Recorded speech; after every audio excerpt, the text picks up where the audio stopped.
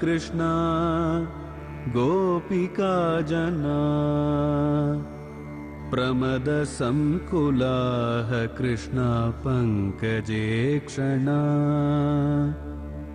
अमृतधारया कृष्णा संप्लुता इव स्तिमिततां कृष्णा ददुस्त्वत्पुरोगताः।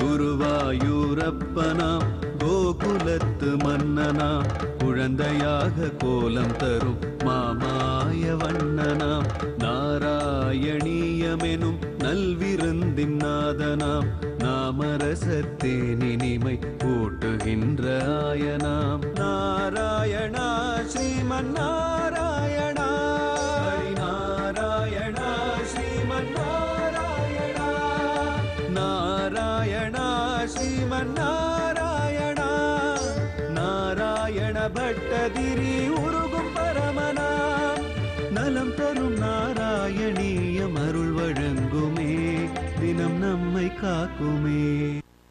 சானூரோ மல்ல வீரக ததனு நிருபகிரா முஷ்டிகோ முஷ்டிசாலி த்வம் ராமோ சாபிபேதே ஜட ஜடிதிமிதோ முஷ்டிபாதாதி ருக்ஷமோ उत्पातापातनाकर्षण विविधरनन् आसतं तत्र चित्रम् मृत्योको प्रागेव मल्ल प्रपुरगमदयम् भूरिसो बन्धमोक्षाने. சானூரன் முஷ்டிகன் அப்படின்ற ரெண்டு மல்யுத்த வீரர்களோட கண்ணன் தான் யுத்தத்தை ஆரம்பிப்பதற்காக அவர்கள் அந்த கண்ணனை வா என்னோட யுத்தம் பண்ணு, குவளையா பீடம்ன்ற யானையை வதம் பண்ணவனுக்கு இதெல்லாம் கஷ்டமா அப்படின்னு உத்வேகப்படுத்தி கூப்பிடுறான். பெரிய பெரிய ராஜாக்கள்லாம் கூட இவனோட மோதறதுக்கு பயந்து இருக்கக்கூடிய காலத்துல பட்டத்திரி சொன்னார், குருவாயூரப்பா இவர்களை அழிப்பதற்காகவே இந்த சானூர முஷ்டிகால கம்சன் வளர்த்திருக்கான் இல்லையா, அதனால அவளை வேகமா தன்னுடைய புஜ பலங்களை தட்டிண்டு கூப்பிடுறானா. உடனே குருவாயூரப்பன் என்ன பண்ணார், பலராமன் பக்கம் பார்த்து அப்படி கண்ணை அசைச்சார். ரெண்டு பேரும் எழுந்துண்டா அந்த யுத்தம் பண்றதுக்காக தங்களுடைய வேஷ்டியை அப்படியே மடிச்சு கட்டிண்டு மேல் துண்டை இடுப்புல கட்டிண்டு த்வாம் ராமம் சாபிபேதே ஜட ஜடிதிமிதோ முஷ்டிபாதாதி ருக்ஷம் நேர அந்த மல்யுத்த களத்துல போய் குதிச்சுட்டாளாம். ஜனங்கள்லாம் பயப்படுறா. இப்படிப்பட்ட ஒரு பெரிய சாகசமான வீரர்கள் எதிர சின்ன சின்ன குழந்தைகளாக இருக்காளே என்ன பண்ண போறா அப்படின்னு பயந்து இருக்கிறதுக்குள்ள சானூரனும் முஷ்டிகனும் பலராமனையும் கண்ணனையும் மாறி மாறி குத்த ஆரம்பிச்சாளாம். இவாளும் பயப்படுறது போல அப்படியே தலைய குனிஞ்சுண்டு கைய கூப்பிண்டு உத்பாதாபாதன ஆகர்ஷண விவிதரண அநேகே. குருவாயூரப்பா என்னடா அக்கிரமோ, உன்னை அப்படியே குத்து குத்துன்னு குத்தின்னு இருக்கா, நீயும் கைய வச்சு திருத்தோலையும் திருமுகத்தையும் மறைச்சுட்டு இருக்க. ஆனா பட்டத்திரி சொன்னார், எனக்கு இப்ப கவலை இல்லைன்னார். முதல்ல கவலைப்பட்டார், இப்ப கவலை இல்லைன்னார். காரணம் என்னன்னா அந்த சானூரனும் முஷ்டிகனும் குத்துறாளே தவிர உனக்கு அவ குத்துறது அப்படின்றது ஒரு பூமாலையை போடுற மாதிரி இருக்கு. அந்த அளவுக்கு நீ தாங்குற. அவளுக்கு எப்படி இருக்குன்னா சின்ன குழந்தைகளான கண்ணனையும் பலராமனையும் முஷ்டியால குத்தும் போது ஒரு பெரிய பாறாங்கல்ல கையில போய் குத்தினா மாதிரி ஒரு பெரிய வலியானது ஏற்படுறதா. ஆச்சரியம் அவளுக்கு. நாம குத்தக்கூடிய குழந்தைகள் கொஞ்சம் கூட வாட்டத்தை அடையல, மாலை போட்டா மாதிரி இருக்கா. ஆனா நம்ம கை இப்படி பாறாங்கல்ல குத்தரா மாதிரி இருக்கேன்னு கைய தேய்ச்சி தேய்ச்சி பாத்துக்கிறா. ஆனா வேடிக்கை பார்த்துட்டு இருக்கக்கூடிய ஜனங்களுக்கு இது தெரியாது இல்லையா. அவளை பொறுத்த வரைக்கும் இவ குத்தர வேகம் தானே. அதனால இந்த தொந்த மல்யுத்தத்தை பார்த்துட்டு ஆசதம் தத்ர சித்திரம், இப்படி இந்த குழந்தைகள் என்ன பண்ண போறாளோ ஆச்சரியமா ஏதாவது நடந்தாத்தான் உண்டு அப்படின்னு இவ யோஜனை பண்ணிண்டு ஜனங்கள் பேசிட்டு இருக்கச்சே, குருவாயூரப்பா மிருத்யோ பிராகேவமல்ல பிரபுரகமத்யமோ, இனிமே நாம காலதாமதம் பண்ணக்கூடாது. மிருத்யுவை கொண்டு சானூரனையும் முஷ்டிகனையும் அழிக்கணும் அப்படின்னு நீ தீர்மானம் பண்ணி இதுவரைக்கும் அடி வாங்கிந்த இனிமே என்ன பண்ண, நேர போய் உந்தி தள்ளுவது, கீழே இழுப்பது, பிடித்து இழுப்பது, இதெல்லாம் மல்யுத்தத்தினுடைய கிரமமா. அது அப்படியே ஸ்லோகத்துல வர்ணிக்கிறார். உத்பாதா பாதனாகர்ஷண விவிதரணான்னு. அப்படி அந்த மல்யுத்த வீரர்களை தள்ளுறதும் பிடிக்கிறதும் இருக தழுவுறதும் அந்த முஷ்டியால மோதுறதும் இதெல்லாம் அப்படி கண்ணன் பண்றான். அப்போ கண்ணனான குருவாயூரப்பன் இவர்களை பிடிச்சு அப்படி வேகமா கட்டும் போது கட்டுப்பட்ட மாதிரி இவாள்லாம் தவிக்கிறா.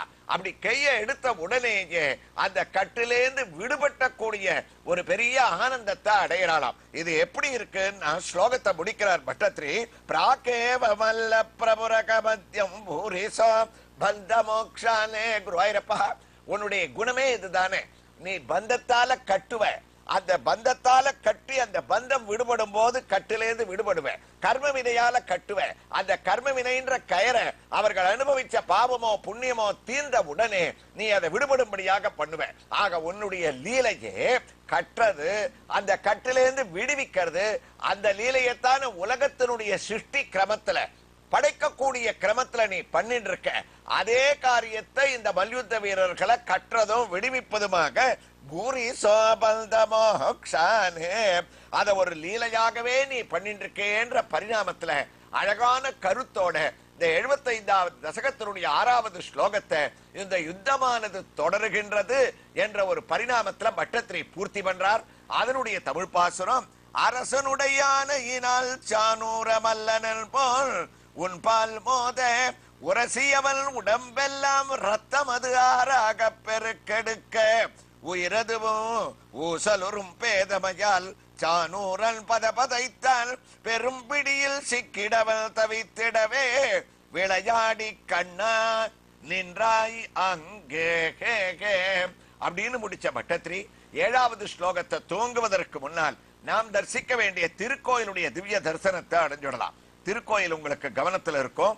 தமிழ்நாட்டில் தஞ்சை மாவட்டத்தில் உள்ள திருவையாறில் இருந்து சுமார் 2 கிலோமீட்டர் தொலைவிலே அமைந்திருக்கக்கூடிய ராஜம்பேட்டை என்னும் கிராமத்திலே அநேகமாக அனைத்து சன்னதிகளுடைய திவ்ய தரிசனத்தை மூலவர் உள்பட அடைந்த நாம் இங்கே எழுந்தருளி இருக்கக்கூடிய ஆழ்வார் ஆச்சாரியர்களை இதோ தரிசிக்க துவங்கிவிட்டோம். வைகாசி விசாகத்தில் அவதரித்து ஆழ்ந்த தமிழ் பாசுரங்களில் நம்மை ஆழங்கால் படுத்தி மாறன், சடகோபன், பராங்குசன், குறுகை பிரான், வகுளாபரணன், குறுகைநாதன் என பல பெயர் பெற்ற நம்மாழ்வாரை மூலவராகவும் உற்சவராகவும் சேவித்துக் கொள்ளுகின்றோம். அவருக்கு அருகிலேயே பல பாசுரங்களால் சுமார் 86 திவ்ய தேசத்து எம்பெருமான்களையும் மங்களாசாசனம் செய்த திருமங்கையாழ்வாரையும் மூலவராகவும் உற்சவராகவும் சேவித்துக் கொள்ளுகின்றோம்.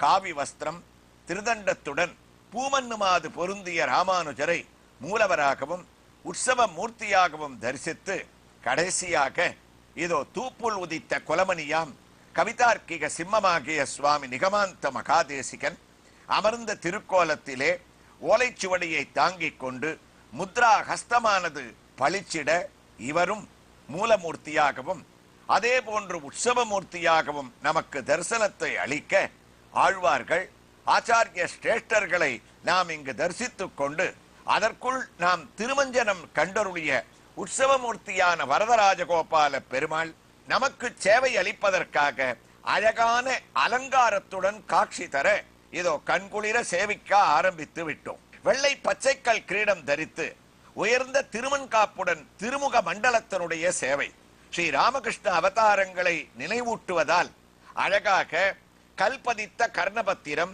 வெள்ளைக்கல் பதக்கங்கள், பீதாம்பரம் இவைகள் ராஜகோபாலனை லாபகமாக நமக்கு ஞாபகப்படுத்துகின்றது. ஆம், இடது திருக்கர சேவை, வலது கையிலே அழகான சாட்டையை கொண்டு ஆனிரை மேய்க்க நீ போதி அருமருந்து ஆவது அறியாய் கானகமெல்லாம் திரிந்து உன் கரிய திருமேனியானது வாட என பெரியாழ்வார் திருமொழி நமக்கு நினைவுக்கு வருகின்றது.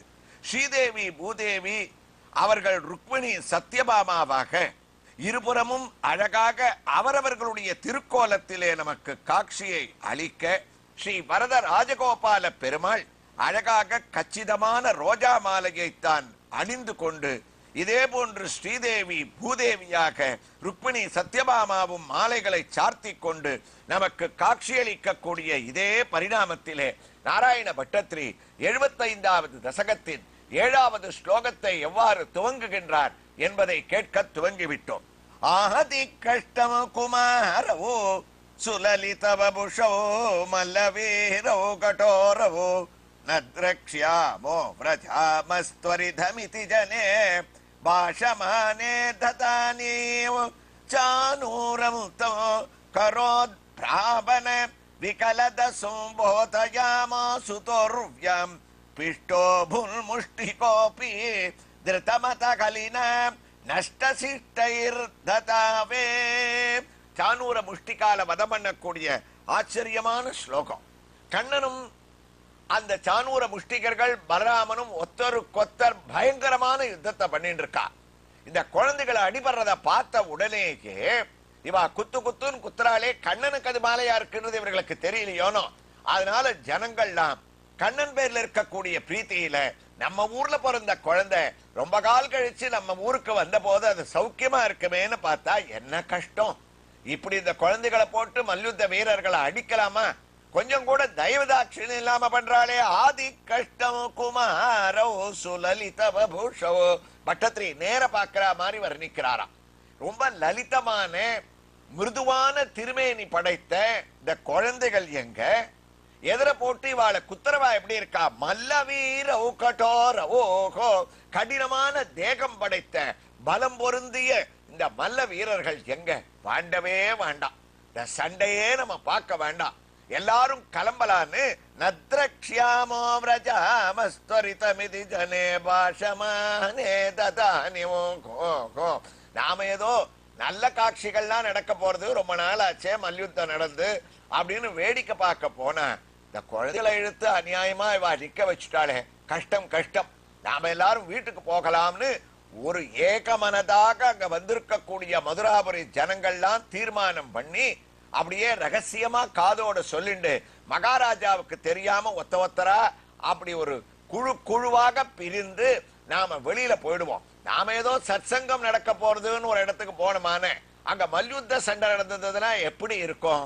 அது மல்யுத்த சண்டைய பார்க்கறதுக்கு ஒரு அபிருச்சி இருக்கிறவாளுக்கு அதை வேடிக்கை பார்க்கணும்னு தோணும். ஆனா நமக்கு இந்த மல்யுத்தத்துல அபிருச்சி இருந்தா கூட நமக்கு எதிர போடக்கூடிய இந்த கண்ணன் பலராமனை பார்த்தா நமக்கு பயமா இருக்கு. அதனால நாம இந்த கோரமான காட்சியை பார்க்க வேண்டாம், இப்பவே நம்ம கிளம்பிடுவோம்னு ஜனே பாஷமானே ததானிவோகோ. குருவாயூரப்பா எல்லாரும் ஒத்தரம் அப்படி மெதுவா எழுந்துக்க ஆரம்பிச்சுட்டா. நீ கள்ளன் தானே? அப்படி திரும்பி பார்த்த குழுவா எழுந்து எல்லாரும் வெளியில போகணும்னு எழுந்து தீர்மானம் பண்ணிட்டு இருக்கா. பலராமன் காதை கடிச்ச நீ, பலராம நாம இந்த சானூர முஷ்டிகனை வதம் பண்ணிடணும்.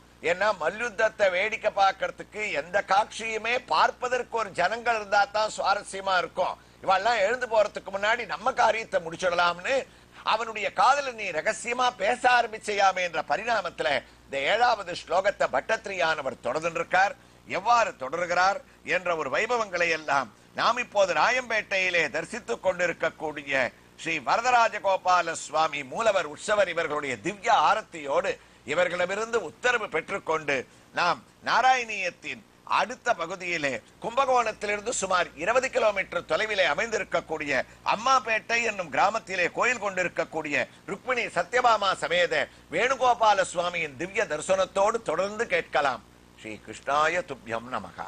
நாராயணா ஸ்ரீமன்னாராயணா நாராயணா ஸ்ரீமன்னாராயணா நாராயணா ஸ்ரீமன்னாராயணா.